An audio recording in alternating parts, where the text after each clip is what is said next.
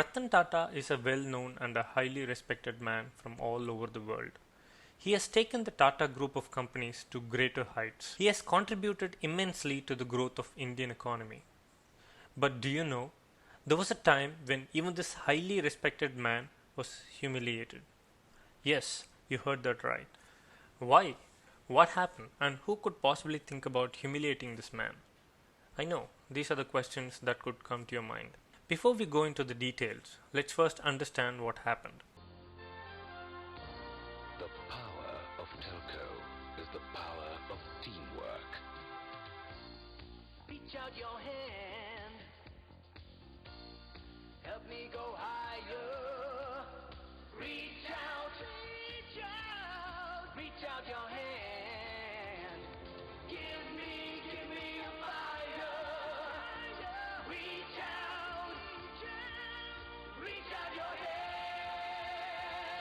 TELCO is teamwork. In the early 90s, if someone told you the name Tata Motors, you would generally think about trucks, buses, and maybe some other commercial vehicles. Ratan Tata wanted to change that impression. He wanted people to even think of cars. Ratan Tata decided that Tata Motors should start manufacturing passenger cars. In the early 90s, people in India were not using cars as we use today. India was not a very favorable market for cars at that time. So ultimately, many in the industry and even his close friends started criticizing him for this move.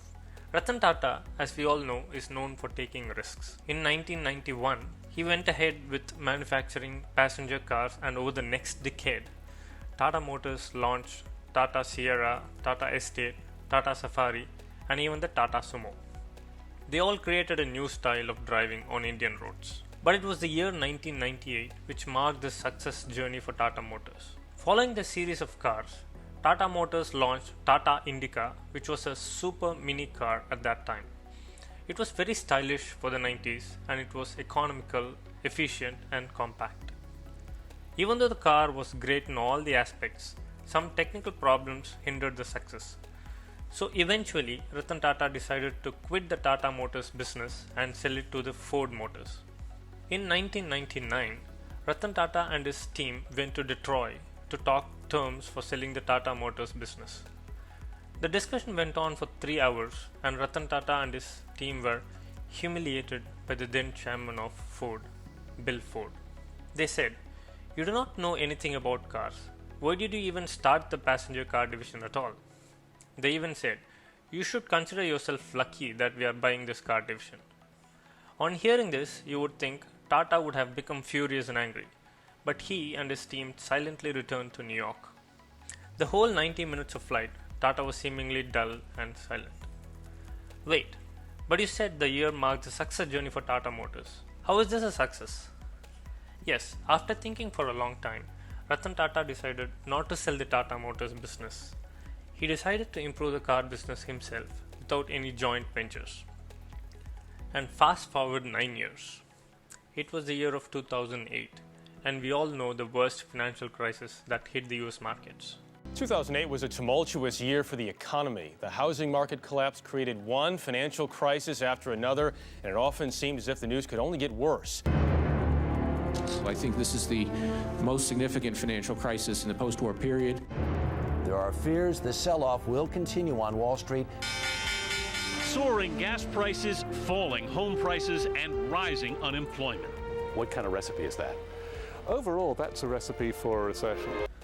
Among many companies, even the mighty Ford Motors was on the verge of going bankrupt. It was Ratan Tata who came to the rescue. He acquired the failing JLR, which is Jaguar Land Rover, from the Ford Motors and integrated it with Tata Motors. Now, the same Fords who once said Tata did not know anything about the cars now said, "You are doing us a big favor by buying JLR." This was the biggest moment for Ratan Tata, Tata Motors, and even for all the Indians. Tata's simplicity, patience, perseverance, and the sheer focus on success made Tata Motors one of the greatest automobile brands in the entire world. Even the failing JLR has grown to newer heights after the acquisition and is bringing in major revenue for Tata Motors. With this acquisition, they have perfected their designs, and their recent models like Tiago, Harrier and Nexon have come with unparalleled design, features, safety and luxury. Now Tata Motors is one of the leading car manufacturers in India, even in the electric vehicle space. And this is the story of how a sweet revenge turned a bankruptcy into a $40 billion automobile giant.